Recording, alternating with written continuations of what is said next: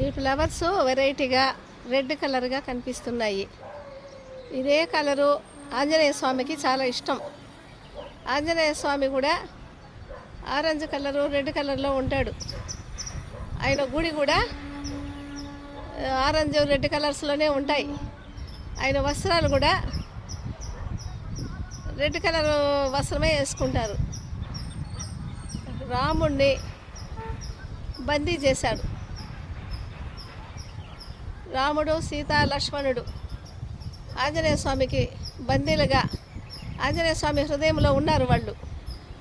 భగవంతుడు కూడా భక్తుడికి బందీగా ఉంటాడు.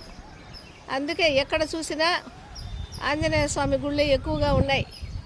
భక్తులు కూడా ఎక్కువగా ఆంజనేయ స్వామిని కొలుస్తారు. ఆ దేవుడు అందరినీ చల్లగా చూడాలి, అందరినీ కాపాడాలి.